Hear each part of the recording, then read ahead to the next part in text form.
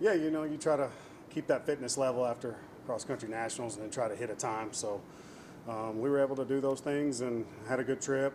A couple of people were a little tired, so we expected that just from the emotional end of our cross country season where we did so well. But Kalki ran well. She's top 2 in the country. Adrian Legaretta has been outstanding from Friona. He walked on here.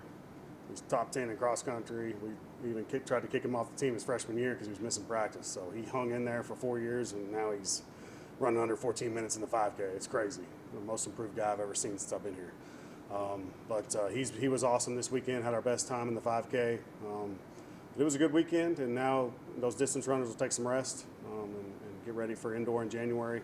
And then we'll go to Colorado Springs this weekend and mainly compete our jumps and multi-kids and see where they are. And we'll kind of save most of those sprinters till Texas Tech in January. But bigger group this weekend at UCCS, but still some highly talented athletes going to be competing Friday and Saturday. What challenges does that present this weekend? It just presents the challenge of getting through finals and us kind of leading up something here with some training and lifting and keeping it where we don't see them for like 4 days and then we try to go compete. So that'll be the biggest challenge. And then, for us as coaches, not putting pressure on them to come out if they're not ready to train after, taking a final or staying up all night, then it's usually going to be bad. So mainly just getting through academics, because if we don't take care of business now, then next semester doesn't matter. So we have to make sure that we're eligible even this semester and do the best we can academically.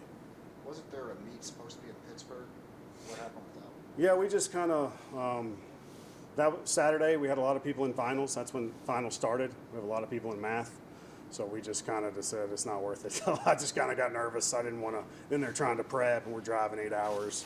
They're trying to prep for all their finals today and this week, and it just the risk reward just wasn't there for me. Those kids that went to Boston were all kind of grad students that were done, so we weren't too worried about them. We just didn't want to take any chances, and like I said, push something, they don't do as well, then they're ineligible for next semester anyway, and that's when the main track season is. So obviously the last meet before the break, the holiday break, was kind of, what's the message as you guys go through it, that you're not going to see them for a few weeks, they go home for the holidays or whatever?